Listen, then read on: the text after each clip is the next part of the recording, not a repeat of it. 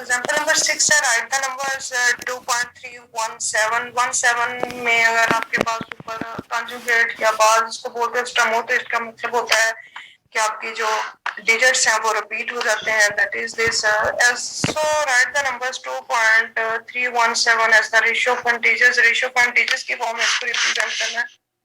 पीछे भी हमने एग्जांपल डिस्कस की थी कि रेशियो ऑफ इंटीजर्स की फॉर्म में हम इसको किस तरह से डिस्कस करते हैं। सो 2.3 एज इट इज, और अगले दोनों 7 डिजिट 17/10 क्यूब आपके पास है, क्योंकि 3 डिजिट तक ये जा रहा है, 10 की पावर 3 है। अगेन अगले दो टर्म्स जो है वो 10 की पावर 5 और अगली दो टर्म्स जो है वो 10 की पावर 7। इसी तरह हमारे पास इनफाइनाइट नंबर ऑफ टर्म्स तक ये डिजिट्स जो है ये रिपीट होंगे। अब अगेन हमारे पास ये जो है ये एक ज्योमेट्रिक सीरीज है। अगर सिर्फ इस पॉइंट को छोड़ दिया जाए 2.3 को, और यहाँ से ये वाली टर्म जो है अगर हम स्टार्ट करें, तो फर्स्ट टर्म हमारे पास है 17/10 क्यूब है, और कॉमन रेशियो सब में सेम आ रही है 1/10 स्क्वायर, तो ये ज्योमेट्रिक सीरीज को रिप्रेजेंट करती है। और therefore we can write this geometric series a over 1 minus r 1/10 square जो है ये आपके पास -1 और 1 के दरमियान लाई करता है। सो ये सीरीज जो है ये भी कन्वर्ज करेगी। अगर कन्वर्ज करती है तो हमारे पास ये ओवर 1 माइनस आर की फॉर्म में लिखी जाती है। इसके बाद जस्ट इसको आप सॉल्व करेंगे तो एक डेफिनेट नंबर है जो हमें बताता है कि हमारी सीरीज जो है ये कन्वर्जेंट फॉर्म दे रही है हमारे पास। Again, example number 7 है, find the sum of the series and from 0 to infinite x power n where x mod is less than 1। ये given situation है कि जो mod है वो less than 1 है, और देखना है कि ये जो सीरीज है ये हमारे पास इसका सम जो है वो किस फॉर्म में आ रहा है, कन्वर्ज है या डाइवर्ज है। Note that series start with n is equal to 0, 0 से ये स्टार्ट हो रही है हमारे पास। And so the first term is, अगर हम पहली टर्म देखें तो वो क्या होगी, x की power 0 is equal to 1। With series we adopt the convention that x power 0 equal to 1 even when x equal to 0। अगर x 0 हो तो 0 की पावर 0 भी आपको 1 ही आंसर देगा। Thus n from 0 to infinite x n can be open in this power 1। पहली term जो है x नॉट हमारे पास 1 है, 1 plus x bar 1 plus x square plus up to so on। Again this is the geometric series with common ratio r is equal to x। This is the geometric series with is equal to 1 r is equal to x, क्योंकि हर next term में आप common ratio देखेंगे तो वो same हो रही है। Since ये हमारे पास गिवन है, अगर r x की इक्वल है और हम दोनों पे मॉड अप्लाई करते हैं r mod equal to x mod, तो ये सिचुएशन हमें स्टार्ट में गिवन थी कि लेस देन 1 है। इसका मतलब अगर x mod r mod की इक्वल है, क्योंकि r x की इक्वल था तो r mod लेस देन 1 है। अगर r mod लेस देन 1 है तो हमने पीछे बार बार डिस्कशन की है कि अगर r mod लेस देन 1 हो तो सीरीज कन्वर्ज करती है, और उसकी कन्वर्जेंस जो है ये हमारे पास क्या होती है, a ओवर 1 माइनस r होती है। a की वैल्यू आपके पास 1 है, ये वैसे डेफिनेशन का 1, और ये आपके पास r की वैल्यू 1 ओवर 1 माइनस x के फॉर्म में ये सीरीज हमारे पास कन्वर्जेंस दे रही है। अगेन एग्जांपल नंबर 8 है, show that the series is convergent and find its sum. ये शो करें कि ये सीरीज जो है ये कन्वर्ज करती है और इसका सम भी फाइंड आउट करें। This is not the geometric series, ये ज्योमेट्रिक सीरीज नहीं है। So we go back to the definition of the convergent series and compute the partial sums. जब हम इसको ओपन करते हैं बेसिकली इसके पार्शियल सम को, तो हमें ये बताती है कि ये ज्योमेट्रिक सीरीज नहीं बनती। This is not the geometric series, so we go back to the definition of the convergent series। हम वापस convergent series की definition की तरफ जाते हैं, compute the partial sum, इसका partial sum find out करते हैं। SN अब चूंकि यहाँ पर भी n इन्वॉल्व हो रहा है और यहाँ पर भी n ही इन्वॉल्व हो रहा है, तो जस्ट हमारे पास ये डमी इंडेक्सेस होते हैं। हमने इसको थोड़ा चेंज करने के लिए कि ये टर्म चेंज है और ये चेंज है, यहाँ पे हमने i इन्वॉल्व कर दिया और पार्शियल सम को nth टर्म तक ओपन किया है। क्यों nth टर्म तक ओपन किया है, क्योंकि पीछे हमने एक रिजल्ट पढ़ा था कि जब nth टर्म तक हमें जो रिजल्ट मिल जाता है उसी बेस पे फिर हम अपनी इनफाइनाइट टर्म जो है पार्शियल सम्स की उसके रिजल्ट को फॉलो करते हैं। तो nth टर्म तक हमने अपना पार्शियल सम जो है उसको ओपन किया है फ्रॉम 1 से n 1 over i into i plus 1। अब व्हेन वैल्यू पुट कर दे तो 1 ओवर 1 डॉट 2 1 प्लस 1 2 बन जाता है ना, यहाँ पे 1 है। दूसरी करेंगे तो 1/2 और ये 2 प्लस 1 सब to 1 over n into n plus 1। We can simplify this expression, इस एक्सप्रेशन को, ये थोड़ा मीनिंगलेस एक्सप्रेशन है, हमें समझ नहीं आ रही कि हम इसको अरिथमेटिक सीरीज की फॉर्म में लेके जाएं या ज्योमेट्रिक सीरीज की फॉर्म में लेके जाएं, तो उसने कहा we can simplify this expression, हम इस एक्सप्रेशन को सिंप्लीफाई कर सकते हैं to use the partial fraction decomposition. अगर हम इसके ऊपर पार्शियल फ्रैक्शन डीकंपोजिशन अप्लाई कर दें, पार्शियल फ्रैक्शन डीकंपोजिशन अप्लाई करनी आती है, जो आपने मेरा ख्याल है 7.4 या 7.5 के अंदर डिस्कस की थी।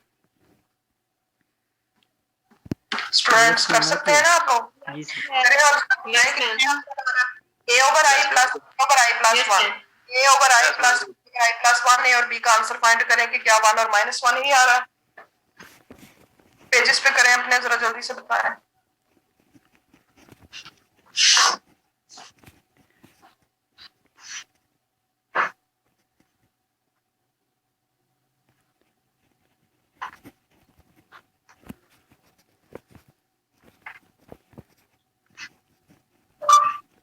What is wrong?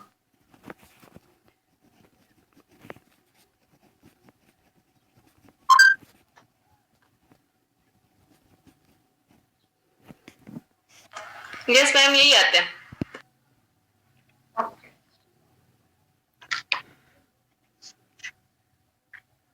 अच्छा जी, हमारे पास हमने पार्शियल फ्रैक्शन डीकंपोजिशन यूज की, तो हमारे पास ये जो टर्म है बेसिकली किस फॉर्म में ओपन हो रही है, 1 over I minus 1 over I plus 1। अब हम इस समेशन आई फ्रॉम 1 की जगह ये टर्म को ओपन करने की बजाय इस टर्म को बेसिकली ओपन करते हैं दिस 1। इसका आंसर हमने ये पुट कर दिया। अब इसको अगर आप ओपन करो तो ये इसमें 1 पुट कर दो तो 1 ओवर 1 माइनस 1 ओवर 2 हो जाएगा। 2 पुट करेंगे तो 1/2 माइनस 1/3। इसी तरह हम इसको finite number of terms n तक ओपन कर देंगे, तो ये 1/2 इस 1/2 से कैंसिल होगा, 1/3 से कैंसिल होगा, 1/4 उससे अगली टर्म से कैंसिल होगा, up to so on 1/n से कैंसिल हो जाएगा जो इसकी प्रीवियस टर्म होगी, और बाकी रह जाएगा 1 - 1 over n plus 1 and so. अब यहाँ जाके पुट कर दें limit n approaches to infinite n is equal to limit n approaches to infinite. इसकी जगह हमारे पास क्या आ गया, 1 - 1 over n plus 1। n infinite को अप्रोच करता है तो ये टर्म 0 को अप्रोच कर जाएगी, और ये आपके पास 1 को, अगर 1 है तो सीरीज कन्वर्ज करेगी आपके पास। बाय डेफिनेशन ग्राफिकल अप्रोच के साथ भी देख सकते हैं कि n की डिफरेंट वैल्यूज के लिए जब n को 1 लिया है, 2 लिया है, 3 लिया है, तो ये आपके पास n को जब हम 1 लेते हैं तो ये आपके पास 1 लेने से 1 - 1/2 1/2 आंसर जो है वो आपको शो कर रही है तकरीबन यहाँ पे। सो जैसे जैसे ही हमारा n इनफिनिट की तरफ अप्रोच करता है, हमारी सीरीज जो है ये कन्वर्ज कर जाती है 1 को, जैसा कि यहाँ पर शो भी किया गया है। एग्जांपल नंबर 9 है, show that the harmonic series है, ये हार्मोनिक सीरीज है, डिवर्स करती है, ये आपने शो करना है। For this particular series, it is convenient to consider the partial sum.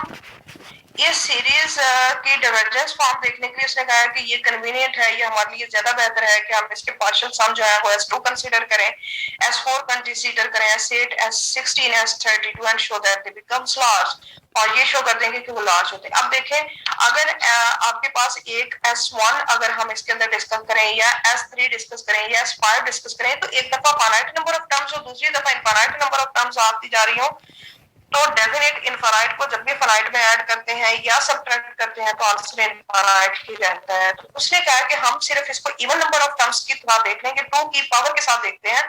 2 का स्क्वायर 4, 2 का क्यूब 8, 2 की पावर 4 16, 2 की पावर 5 32 एंड 2 की पावर 6 64। इस टर्म्स के लिए हम इसको डिस्कस करते हैं, तो फिर इसी बेस पे हम कह देंगे कि हमारी ये जो टोटल सीरीज है ये कन्वर्ज कर जाती है या डिवर्ज करती है। S2 हमने ले लिया फर्स्ट रो टर्म 1 + 1/2, S4 हमने ले लिया फर्स्ट 4 टर्म, दैट इज उनको हमने किस फॉर्म में लिखा, 1 + 1/2 + 1/3 + 1/4। ये ग्रेटर देन है कैसे, तो उसने कहा कि अगर हम इसको 1 + 1/2 एज इट इज लिखें और यहाँ पर 1/4 + 1/4 ये जो लास्ट टर्म है इसका सम कर दे दोनों साइड्स पे, तो ये टर्म जो है वो इससे ग्रेटर है। फिर इसको अगर हम इसका सम करें तो ये क्या बन जाती है, 1 + 1/2 + 1/2। ये 1/2 और ये 1/2 ऐड होकर आपको 2/2 दे देते हैं, तो हम इस सीरीज को इस फॉर्म में लिख सकते हैं। उसके बाद S8 को जब लेते हैं, S8 में फर्स्ट 8 टर्म्स जब हम लिखते हैं वो इस तरह से लिखी जाती है, और ये ये ग्रेटर देन है पहली टर्म एज इट इज, ये इसकी जगह हम 1/4 कर देंगे जो लास्ट टर्म है, और इसकी जगह 1/8 पूरी जगह पे 1/8 यूज करेंगे। तो ये टर्म जो है इस ए एन सीक्वेंस की टर्म से ग्रेटर हो जाएगी, और फिर इसका सम आप करेंगे तो 1 + 1/2 + 1/2 + 1/2 दैट इज 1 + 3/2। इसी तरह जब S16 को रिप्रेजेंट करते हैं तो 1 + 1/2 एज इट इज, यहाँ पे 1/4 कर देंगे, यहाँ पर 1/8 कर देंगे हर जगह पे, और यहाँ पर लास्ट टर्म 1/16 का एड अप कर देंगे। तो ये आपके पास सम होने के बाद क्या बन जाएगी 1 + 4/2। इसी तरह ये हमारे पास एस, जैसे पहली टर्म 1 + 1/2 है, दूसरी 1 + 2/2 है, तीसरी 1 + 3/2 है, ये 1 + 4/2 है। तो इसी तरह से ये मूव करती रहेगी 1 + 5/2, 1 + 6/2 and in general S part 2 and S की पार्ट 2 एंड के साथ ये सीक्वेंस मूव कर रही है। तो ये 1 + n/2 से है। जनरल टर्म आपकी क्या लिखी जाएगी 1 + n/2, n की डिफरेंट आप वैल्यूज पुट करें तो n1 आ जाएगा 1 + 1/2, n2 आ जाएगा तो 1 + 2/2, n3 आ जाएगा तो 3 + 2। This show that as part 1 approaches infinity as n approaches to infinity, अगर n इन्फिनिट को अप्रोच करता है तो ये पूरी टर्म इन्फिनिट बन जाएगी। सो S2n जो है वो इन्फिनिट को अप्रोच करेगा जैसे ही n इन्फिनिट को अप्रोच करेगा। सो द सीरीज Sn जो है वो डिवर्ज करेगी, therefore the harmonic series divergence। सो ये सीरीज हम कह सकते हैं कि हमारे पास डिवर्ज कर रही है on the basis of these definitions। Clear students?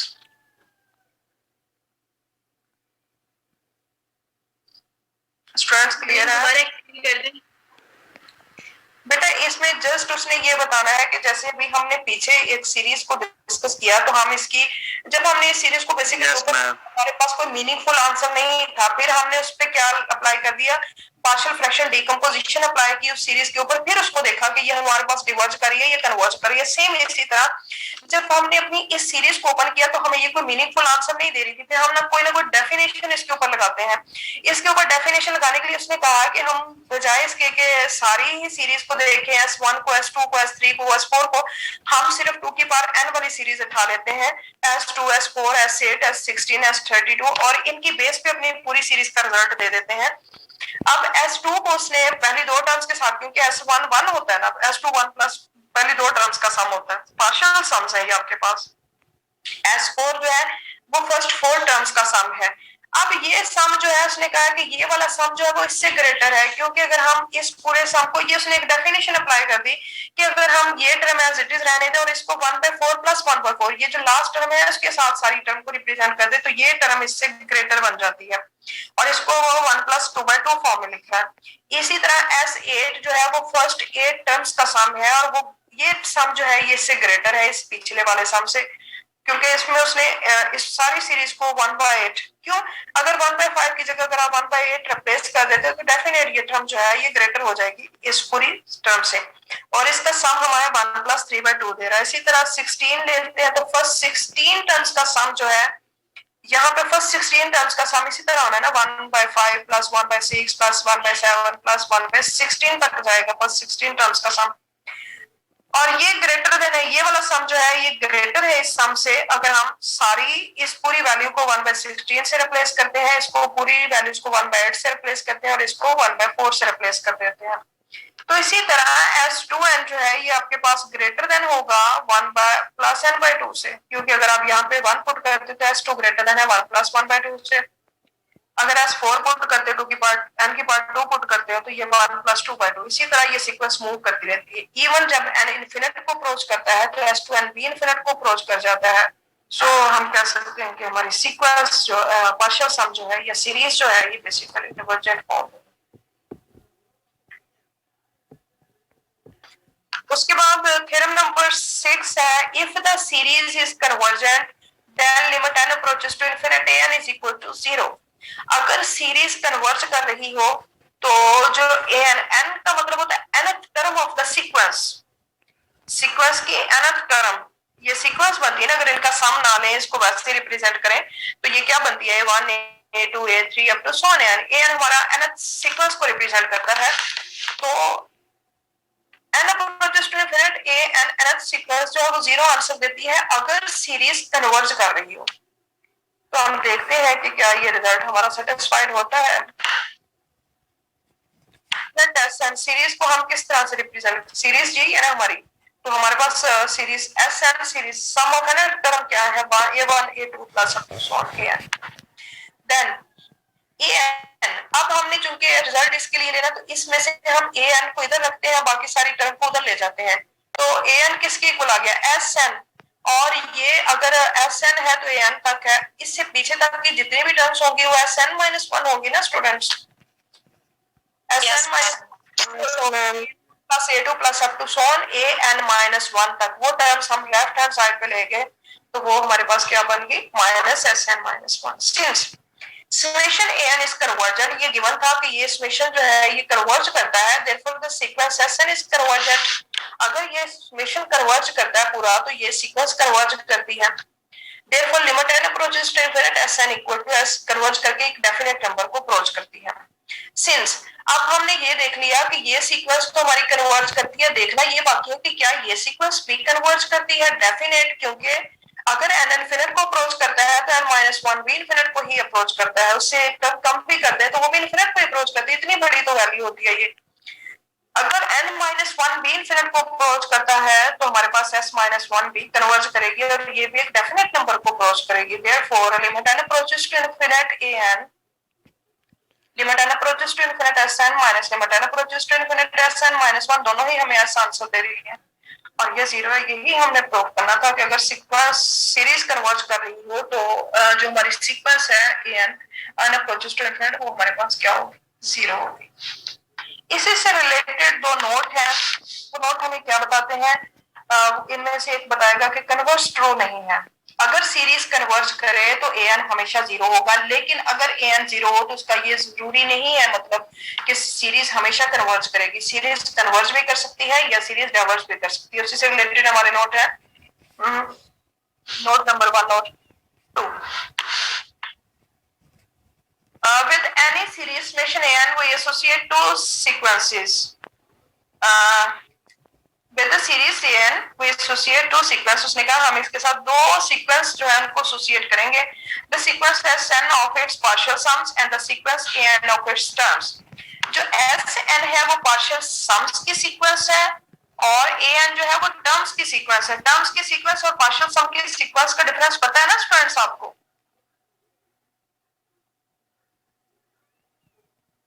Yes पता है पार्शियल सम में और सीक्वेंस में क्या फर्क होता है,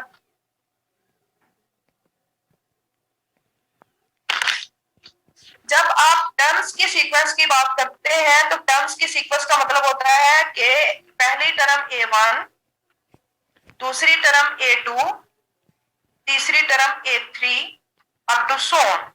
लेकिन जब हम पार्शियल सम की बात करते हैं तो हम कहते हैं s1 equal to a1, S2 equal to A1 plus A2, partial sum में फिर दो टर्म्स हो जाती हैं, S3 में पहली 3 टर्म्स ऐड हो जाती हैं, S4 में पहली 4 टर्म्स ऐड हो जाती हैं। लेकिन जब हम टर्म्स की सीक्वेंस की बात करते हैं तो हम कहते हैं पहली सीक्वेंस A1 है, दूसरी सीक्वेंस A2 है, तीसरी सीक्वेंस A3 है, चौथी सीक्वेंस A4 है, सीक्वेंस की चौथी टर्म A4 है, सीक्वेंस की पांचवी टर्म जो है वो A5 है and up to so on. Clear है students? Yes, ma'am. Yes, ma'am. जब आपने पार्शियल सम की बात करनी है तो पहला सम A1 ही होगा, लेकिन दूसरे सम में 2 टर्म्स ऐड हो जाती हैं, तीसरे सम में 3 टर्म्स ऐड हो जाती हैं। लेकिन जब हम सीक्वेंस की टर्म्स की बात करते हैं तो सीक्वेंस की टर्म्स का मतलब है पहली सीक्वेंस की टर्म ये है, दूसरी सिर्फ ये है, उसमें ऐड नहीं करना आपने कुछ भी, ठीक है, तीसरी सिर्फ ये है, थर्ड, ओके, तो ये डिफरेंस होता है। With any series summation an we associate two sequence, one sequence is the partial sum sequence and the second sequence is an of its terms। if summation an is convergent, अगर ये summation convergent हो then the limit of the sequence sn is s, the sum of the series, and as theorem 6 asserts the limit of the sequence an is 0, फिर हमारे पास limit of sequence जो है ये 0 होती है। ये नोट 1 ने सिर्फ यही बताया कि an के साथ हम दो सीक्वेंस को बेसिकली एसोसिएट करते हैं, एक पार्शियल सम्स की सीक्वेंस और दूसरा टर्म्स की सीक्वेंस। सिर्फ ये इतना जरूरी नहीं था जाना। दूसरा नोट जरूरी है, the converse of theorem 6 is not true in general. Theorem 6 जो है इसका कन्वर्स ट्रू नहीं है, if limit n approaches to infinite a n 0, अगर ये 0 हो, we can not conclude that summation a n convergent, तो हम ये नहीं देखेंगे कि ये हमेशा ही कन्वर्ज करेगा.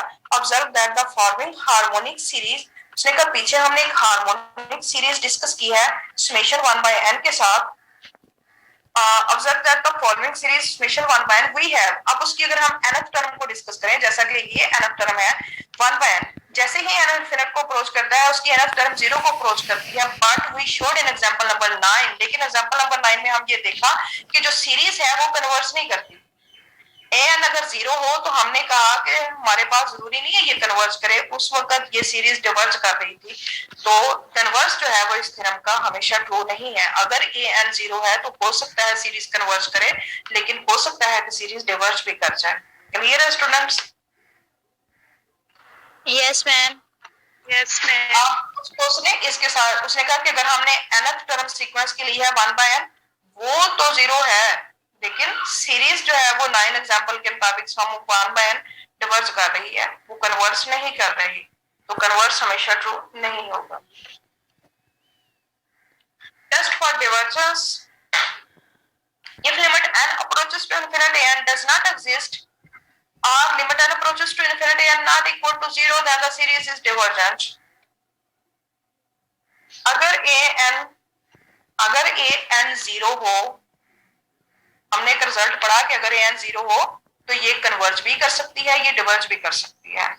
लेकिन अगर an नॉन 0 हो तो सीरीज डिवर्ज करेगी, ये भी एक रिजल्ट है. अगर an नॉन 0 हो तो सीरीज आपकी डिवर्जेंट होगी. इसको उसने पिछली सीरीज के साथ ही प्रूव कर दिया है कि the test for divergence follows from theorem 6. सभी जो थ्योरम हमने किया है 6, because if the series is not divergent, अगर सीरीज डिवर्ज नहीं करे तो कन्वर्ज करती है. अगर सीरीज कन्वर्ज करे तो an 0 है, और अगर an 0 नहीं है तो इट मीन सीरीज डिवर्ज ही करेगी आपकी. यही इसका रिजल्ट है. क्लियर है स्टूडेंट्स? Yes, ma'am. an अगर 0 हो तो सीरीज कन्वर्ज भी कर सकती है, डिवर्ज भी कर सकती है, लेकिन अगर an नॉन 0 आ जाता है तो सीरीज हमेशा डिवर्ज करेगी. ये रिजल्ट है आपका सिर्फ. ठीक है. एग्जाम्पल नंबर 10 पढ़ लें, एग्जाम्पल नंबर नोट नंबर 3 पढ़ लें, और एग्जाम्पल नंबर 11 पढ़ लें. सारा कुछ पढ़ लें. अब इजी है सारा काम आपके लिए, आप खुद कर सकते हैं. एक्सरसाइज के क्वेश्चन आप लोग नोट कर लें, ये आप लोगों ने पढ़ लेना. ठीक है, बहुत ही इजी है. ओके, पहले कर लें. एग्जाम्पल नंबर 10 में सिर्फ ये बताया कि nth टर्म हमारी अगर नॉन 0 आ गई है तो इट मीन सीरीज डिवर्ज करती है according to example theorem number 7. उसके बाद रिजल्ट है कि अगर ये दो सीरीज जो है वो कन्वर्ज कर रही हो, उनके साथ किसी कांस्टेंट को मल्टीप्लाई करते हैं तो भी सीरीज कन्वर्ज करती है, सम भी कन्वर्ज करता है, डिफरेंस भी कन्वर्ज करता है. इसका छोटा सा प्रूफ दिया हुआ है, या बहुत ही आसानी के साथ कर सकते हैं. Find the sum of the series find करें, ये भी आपने पहले फाइंड किया, ये भी फाइंड कर लिया हुआ है. इसका रिजल्ट उसने एंड पे दे दिया कि किस तरह अगर दोनों कन्वर्ज करती हैं तो ये उनका डिफरेंस या सम भी सीरीज का कन्वर्ज, अगर ये सीरीज भी कन्वर्ज कर जाए, ये भी कन्वर्ज कर जाए, तो उसका सम भी कन्वर्ज कर जाएगा. ओके, और एंड पे ये दिया हुआ है, ये नोट थोड़ा सा इंपॉर्टेंट है, ये मैं आपको बता देती हूँ. ये क्या कहता है? Finite number of terms does not affect the convergence और डिवर्जेंस ऑफ सीरीज. अगर सीरीज की अगर कोई सीरीज आपको दी हो, जैसा कि ये सीरीज एन फ्रॉम 4 से इनफिनिट तक जा रही है, अब अगर ये सीरीज कन्वर्ज कर जाए, इसमें कुछ टर्म्स को हम ऐड कर दें, मतलब कुछ टर्म्स अगर कोई सीरीज कन्वर्ज कर रही हो या डिवर्ज कर रही हो, उसमें फाइनाइट नंबर ऑफ टर्म्स अगर ऐड कर दी जाए तो वो अफेक्ट नहीं करती, सीरीज फिर भी कन्वर्ज या डिवर्ज ही रहेगी. अब ये सीरीज है, उसने कहा ये कन्वर्ज कर रही है. अगर हमने इसमें n से 1, हमने पहली 3 टर्म्स इसमें ऐड की ना कि 1 2 3 4 से स्टार्ट किया ना, तो अगर हम पहली 1 2 3 भी इसमें ऐड कर दें तो भी इस सीरीज पे कोई फर्क नहीं पड़ेगा, ये फिर भी कन्वर्ज ही करेगी. इसी तरह अगर ये सीरीज डिवर्ज कर रही होती और इसमें हम कुछ टर्म्स ऐड कर देते तो फिर भी इसने डिवर्जेंट फॉर्म में ही रहना था. So a finite number of terms does not affect the convergence और divergence of a series. Series में अगर कुछ finite number of terms add कर दी जाए तो उसकी कन्वर्जेंस या डिवर्जेंस के ऊपर कोई इफेक्ट नहीं डालती. ठीक है. Yes, ma'am. एक्सरसाइज का क्वेश्चन नंबर आपने 1 करना है. और मेरे ये ज़हन में रखें कि अब आपका मैंने जो सेशनल है वो बहुत स्ट्रिक्ट रखना है। सेशनल मैंने आपसे एक्सरसाइज के अंदर से पूछना है, जैसा कि like you seen that question number 1, question number 2 आपने करना है, क्वेश्चन नंबर आपने 3 करना है, क्वेश्चन नंबर आपने 5 करना है, क्वेश्चन नंबर आपने 7 9 करना है, 11 करना है, 13 करना है, क्वेश्चन नंबर 15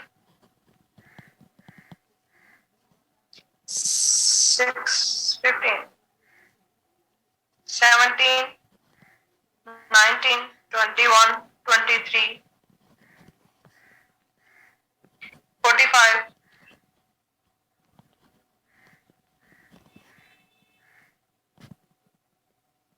33 59 यहाँ तक आपने क्वेश्चन करना है।